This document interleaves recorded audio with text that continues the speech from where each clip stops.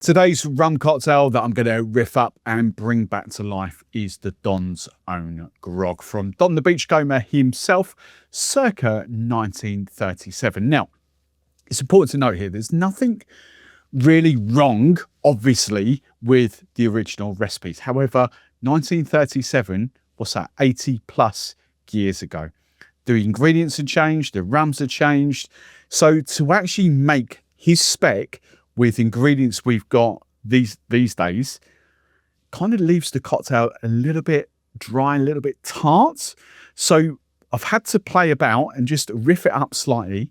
We've got an addition of one other ingredient here. But let's just crack on and make this cocktail. Now, as always, the recipes, both recipes will be in the description below. So go and check that out. There'll be a load of discount codes in there as well. So go and check it out, and my free rum PDF ebook that I'd love you to download. The first thing to note about this what original recipe was a 3 rum blend. I've kind of written them down here. We've gone for an amber Jamaican rum, a dark Jamaican rum, and then he's put an old New Orleans amber rum.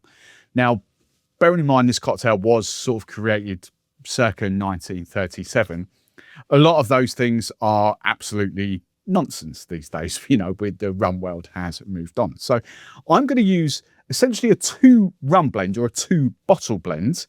But the second rum's going to sort of adapt from a couple of ingredients coming in a second. So first off, I've got the Ron Colon here, the 111, 55.5%. It's a high ester Jamaican rum from Worthy Park, blended with rum from El Salvador. So should do the job of those 3 rums that Don used in there.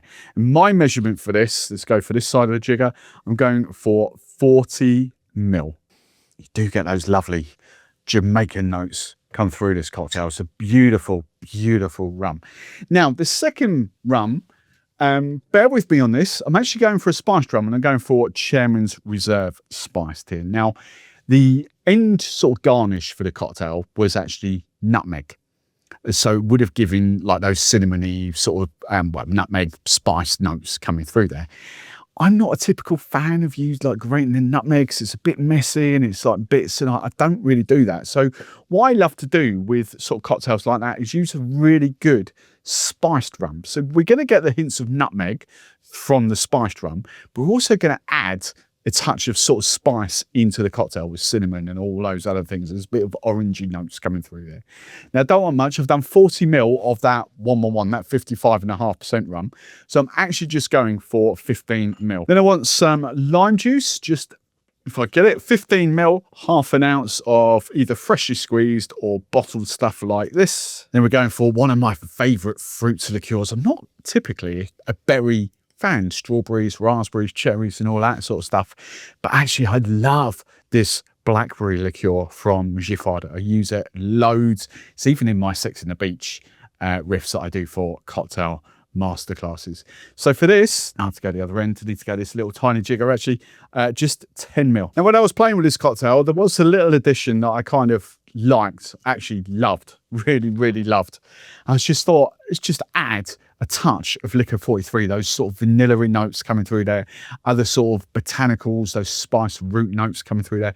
Again, not much, so we're just going for 10 ml. One thing I also forgot to mention is that I used the Chairman's Reserve as a swap for, I forgot, there's Angostura bitters in the original recipe again. So yes, you're not going to get the same level of spice, but the Chairman's Reserve is going to give you a lovely alternative sort of spice note going through there.